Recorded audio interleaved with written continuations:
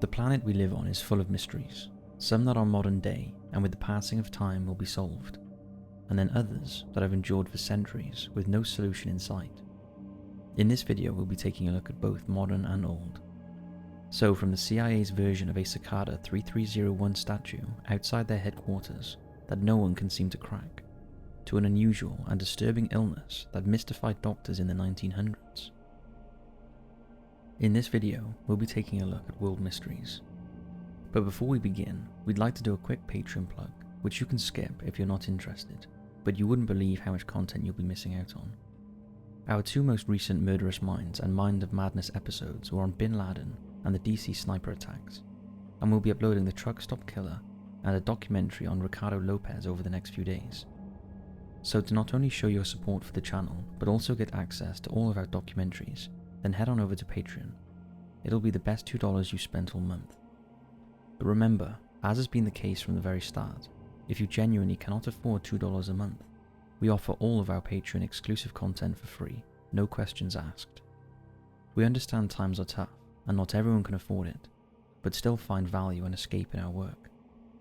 So if you cannot afford it, then just drop us an email to patreon@top5s.co.uk to see all of our Patreon content for free. You don't have to explain your situation or anything, you don't even have to write anything in the email.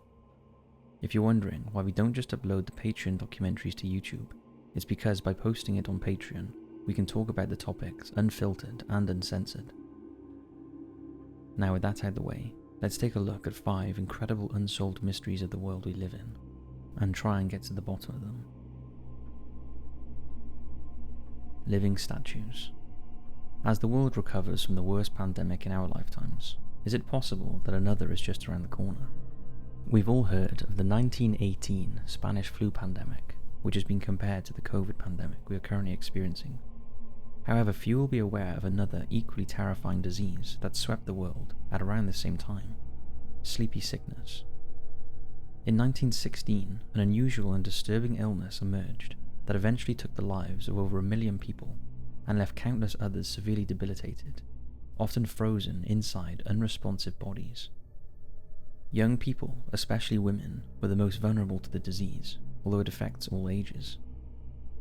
The first symptoms were a sore throat, fever and a headache, followed by more alarming symptoms such as blurred vision and extreme weakness.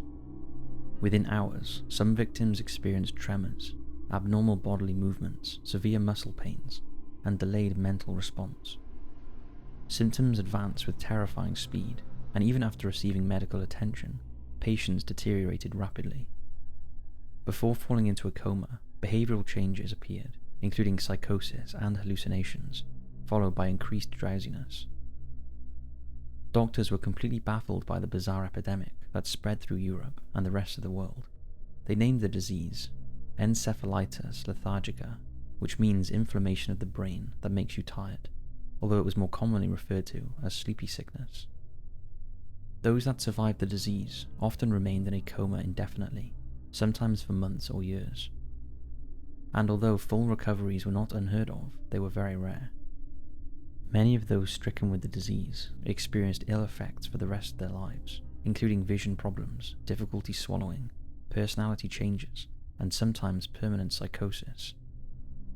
One widespread problem in people recovering from sleepy sickness was post-encephalitic Parkinson's disease, leaving them with slowness, tremors, speech problems, and abnormal muscle movements. In more extreme cases, individuals retained their hearing, intelligence, and reasoning, but were left in a catatonic state, unable to respond to anything. Then, in 1928, as suddenly as it had appeared, the disease was gone, and no new cases were reported. However, thousands of those who survived the disease were left institutionalized or trapped inside their useless bodies. Over 40 years after the outbreak, some catatonic victims were treated with a newly developed anti-Parkinson drug called Aldi-OPA. A number of the patients improved dramatically after treatment and became conscious, responsive, and aware of the world around them. But sadly, there was no miraculous recovery for most of them, and they slipped back into a catatonic state within a few days or weeks, with repeated doses having no effect. In 1990, the movie Awakenings was released, based on the memoirs of Oliver Sacks, the British neurologist who treated the patients with the then new drug L-DOPA. Since the original pandemic, cases of sleepy sickness have been scarce but not unheard of. Scarily, despite advances in medical science, the cause of the initial 1916 to 1928 outbreak have never been determined. However, it's thought to be caused by a particular strain of bacteria called Diplococcus, known to cause sore throats. Though the evidence is insufficient to be certain, the findings of the research, however, strongly suggests that the sleepy sickness epidemic was caused by the body's excessive immune response to the bacteria, causing the immune system to attack the nerve cells of the brain. Similar to the way COVID attacks the lungs. What is equally unnerving is that experts believe the bacteria is currently dormant, but there is no reason to think that it's extinct. In theory, sleepy sickness could strike again at any time.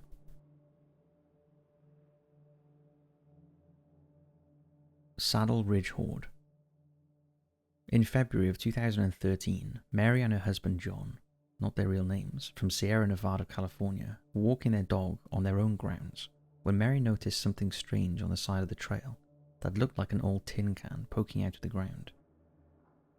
Intrigued, Mary carefully worked the tin out of the dirt, and she uncovered something that would change their lives forever. Inside the rusty container was 1,411 gold coins. The coins were old, minted somewhere between 1847 and 1894, but they were in new condition. After retrieving the tin and taking it to officials, they discovered the haul was worth about $10 million, making it the largest discovery of lost treasure in US history, yet no one had a clue how it got there. The treasure was nicknamed the Saddle Ridge Hoard and thought to have been buried sometime in the late 19th century. Most of the coins were $20 gold pieces, minted in San Francisco after 1854 during the gold rush. However, some of the earlier coins were minted in Georgia, which raised the question of how they found their way to California. Their pristine condition suggested they'd never entered circulation, making them even more valuable. When they were buried, their face value would have been around $28,000. But the question is, why would someone bury a fortune in gold coins and never go back for them?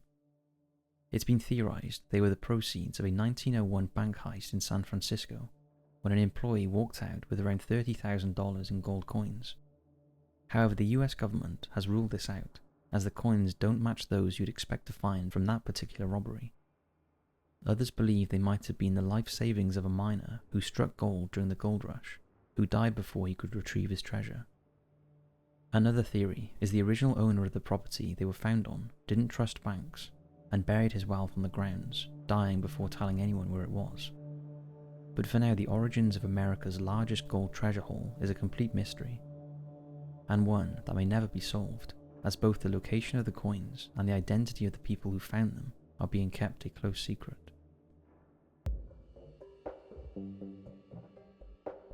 Kryptos. In 1989, American artist Jim Sanborn was busy working on his Kryptos sculpture, a cryptograph puzzle wrapped in a riddle that he created for the CIA's headquarters in Langley, Virginia. Kryptos was unveiled at the headquarters on November 3, 1990. The artwork features a large upright block of petrified wood, with a tall copper plate scrolling out from it like a sheet of paper. The base is a round pool with a fountain pump that sends water moving in a circular direction around the reservoir. Carved out of the copper plate are approximately 1,800 letters, some of them forming a cryptograph table based on a method developed by a 16th century Frenchman named Blaise de Vigenère. Supposedly, apart from Sabon, only retired chairman of the CIA's Cryptograph Center, Ed Scheid, and William Webster, the CIA director, know what the code reads. In 1995, a small group of crypto analysts inside the NSA managed to decipher the first 3 sections of the sculpture, though no one outside the agency knew about it. Then in 1998, CIA analyst David Stein also cracked the same 3 messages.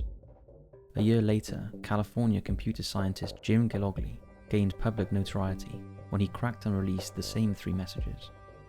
However, to date, nearly 32 years after its installation, the 4th code has never been deciphered, and the experts who deciphered the first 3 codes have long since given up trying to solve the 4th. In 2010, Sabon released a clue to help things along. He revealed that 6 of the last 97 letters on the 4th puzzle, when decrypted, spelt the word Berlin, but still, no one cracked the code. Then, in November 2014, Sanborn released another clue stating that the letters M, Z, F, P and K, the 70th and 74th letters in passage 4, become clock. After decryption, Sanborn also added that in order to solve passage 4, you'd better delve into that particular clock, and that there are several really interesting clocks in Berlin. Still, no one cracked the code. In January 2020, the New York Times gave another clue, stating at positions 26 to 34. Ciphertext. QQPRNGKSS is the word northeast.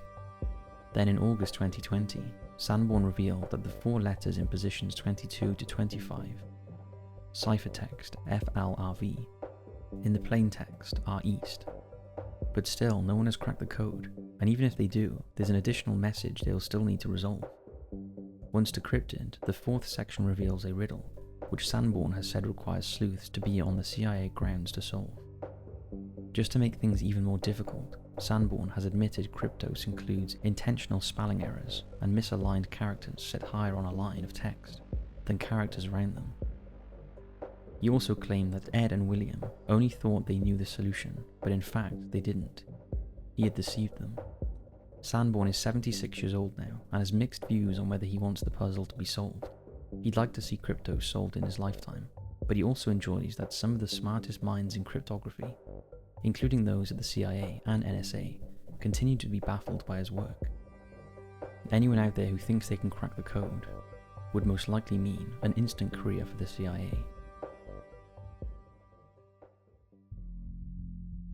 Adam's Calendar. Adam's Calendar was discovered by accident in 2003 by Johan Heen.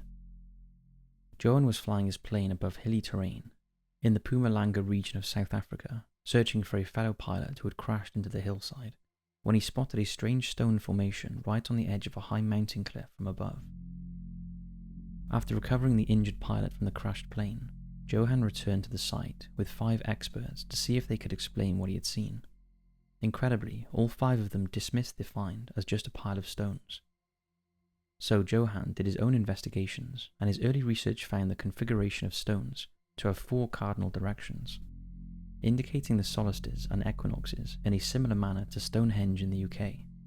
It took him 6 years to accurately survey the monoliths and study their unique alignment, by which time the archaeological community started to take interest.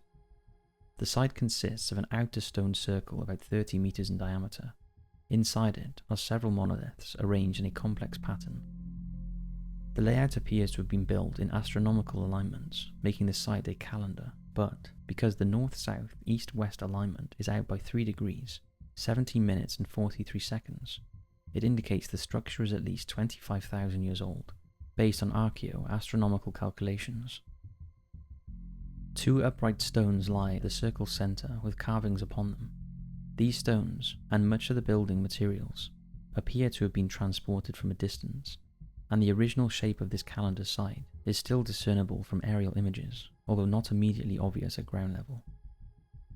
Further studies of the geology and lichen growth revealed that the site is at least 75,000 years old, and some estimates date it as over 300,000 years old, making it the oldest artificial structure ever discovered.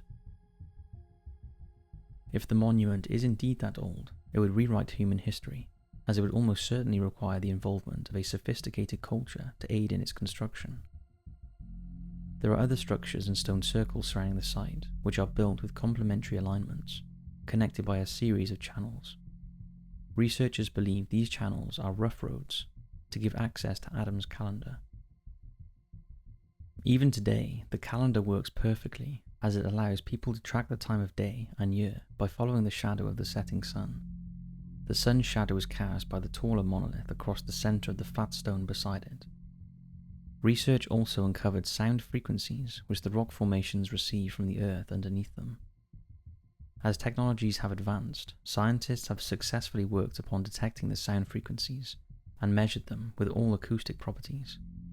These frequencies have been traced to the earth underneath the area enclosed by the stone circles. This has led to the startling theory that these stones also conduct electricity, albeit in a manner we do not understand. The sound frequencies from the earth within those stones form the resonant shape of flowers, representing a form of sacred geometry within the landscape. So who or what constructed Adam's calendar, as it would almost certainly require the involvement of a sophisticated culture to aid in its construction? Theories range from a vanished unknown civilization to, of course, ancient aliens. The alien theory is backed up by the apparent requirement to view the site from an aerial vantage point, suggesting, if it is as old as experts believe, humans were not involved in its construction. For now, this little known but very important structure is a mystery, but it's a mystery that could rewrite human history. The mystery of King Arthur's existence. We've all heard of King Arthur, the heroic monarch who led his trusted knights into victorious battles against the Saxon invaders of the early 6th century. His story has everything, but in case you are unfamiliar, here's a brief overview. Arthur was born in Tintagel Castle in Cornwall, England, and when his father, King Uther, died, the teenage Arthur managed to pull out a sword set in stone to beat his rivals and take over the throne, all under the watchful eye of his mentor Merlin. Queen Guinevere, Arthur's wife, brought romance to the story, while his half-sister Morgan Le Fay added another twist. Into the mix was Sir Lancelot, one of the world's greatest knights, along with the search for the Holy Grail. As the Saxons slowly started to take over Britain, King Arthur built a castle at Camelot and gathered his chivalrous knights around the famous Round Table. Under the guidance of Merlin, Arthur obtained a mighty sword called Excalibur, and with his weapon, he and his knights defeated numerous rivals. After many great battles and a massive victory at Mount Badon, the Saxons' advance was finally halted. However, eventually Sir Lancelot deceived Arthur by having an affair with Queen Guinevere. A furious King Arthur wanted to punish his wife and his knight for their cheating, and planned to burn his wife at the stake. Other versions say his nephew, Nordred, was the one who deceived him, and tried to take over his crown. The two fought, and Arthur fatally wounds Mordred, but is left mortally wounded himself. Morgan Le Fay tends to his wounds, but is unable to save him. After Arthur's death, Morgan puts his body on a boat and floats it downriver to the Isle of Avalon, and it's never seen again. With a legacy like that, it's no wonder King Arthur has inspired many books, documentaries and movies, not to mention tourist attractions, and most of us believe he was a real person. But was he? The existence of King Arthur has been debated for centuries, and historians have been unable to confirm that he really existed. Considering he was such a hero and crucial to the halt of the Saxon invasion, his name does not appear in the only surviving contemporary source about the invasion, in which the Celtic monk Gildas wrote of the real-life battle at Badon Hills in around 500 AD. If Arthur were the hero of such an important battle, you would think he would get a mention. In fact, it was several hundred years later that King Arthur was written about, when Geoffrey of Monmouth writes about King Arthur and introduces figures who would become central to the Arthurian legend, including Guinevere, Lancelot, Merlin, Morgan Le Fay, and his magical sword Caliban, later known as Excalibur. The book was supposedly based on a lost Celtic manuscript that only Geoffrey had access to. Other varying descriptions of King Arthur's life have appeared in ancient poems, and Wales have their own depiction of the legend. It was French poet Chrétien de Troyes who introduced Arthur's search for the mysterious Holy Grail. As the centuries passed, the legend of King Arthur grew stronger, and English rulers from Henry VIII to Queen Victoria have mentioned him. But whether he really lived still remains a mystery, and many historians continue to search for evidence and clues proving existence, while others believe the legendary tales are just that, and that Arthur was likely an amalgamation based on several figures of that era. So that's it for this video. We hope you've enjoyed these 5 incredible unsolved mysteries of the world. Remember, if you want more content from us, not only are we uploading a top 5s video every week, and 1 too close to home episode per month, we're also aiming to upload 2 documentaries over on Patreon each month, a Murderous Minds episode and a Minds of Madness episode. So if you're craving more, then head on over to Patreon to not only show your support, but also get access to all of our content over there. Thanks for watching, and as always, we'll see you in the next video.